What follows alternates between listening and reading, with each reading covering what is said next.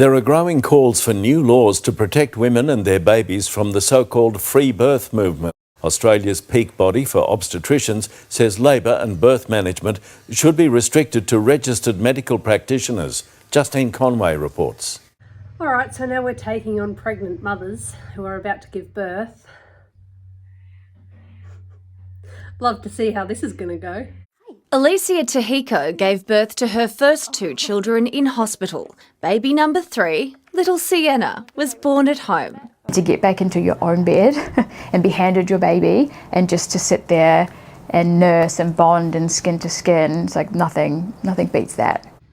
Yeah, well, it's really good to have choices. I mean, we all should have the choice of where we want to give birth and how.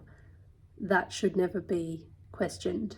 And I'm glad that it was a great experience. I kind of wonder what kind of traumas the hospital experience gave this woman in order to make her have the decision to have a home birth. Through 4 hours of active, unmedicated labour, Alicia was supported by her husband and a small team of midwives from the Royal Women's. It's got a different feel about it, very relaxed, very intimate. The Royal Women's Hospital birth program has delivered 69 babies since 2023. Fully funded under the public healthcare system, there are no out-of-pocket costs for patients. This is a good idea and good on the Royal Women's for doing this. I believe this is in Queensland.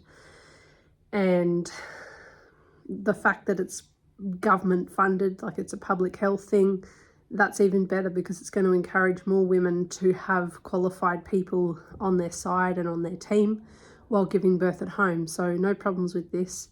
But I do still believe that women should have a choice on how they give birth and who they give birth around. And if that choice means that there's no qualified person there, then that's completely up to the woman. That has demonstrated benefits for increasing the likelihood of a spontaneous vaginal birth, less intervention, less requirements for medication and less admissions for babies into special care nurseries. Home birth programs run at Western Health, the Monash, Mercy Heidelberg, Barwon Health, and there's one coming soon to Frankston. While more women are choosing to give birth at home, a growing number are abandoning the healthcare system entirely. Oh, I'm sorry, are we surprised at this? I must say that I am not surprised at this at all. And yes, women should have the right to refuse medical intervention and to refuse all of those things if that's what they want. And if they've got so much trauma from medical intervention, then they should be able to birth at home and without it, if they so choose. Known as free birth, these women are having their babies without any medical intervention. A free birth can be dangerous for both mother and baby.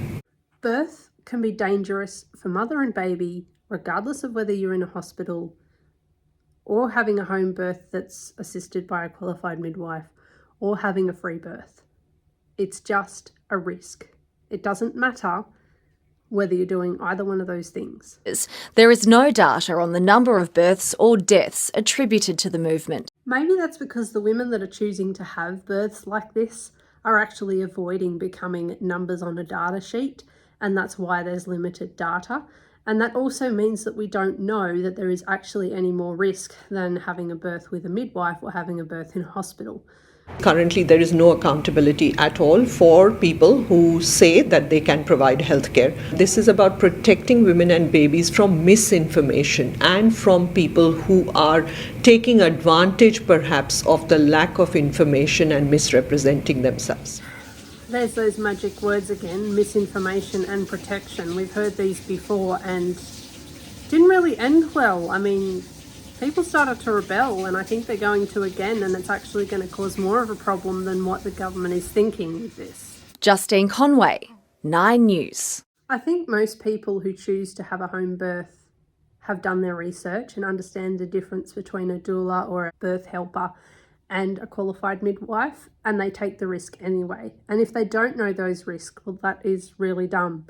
But we also don't need laws, I don't think, that come in and restrict these options.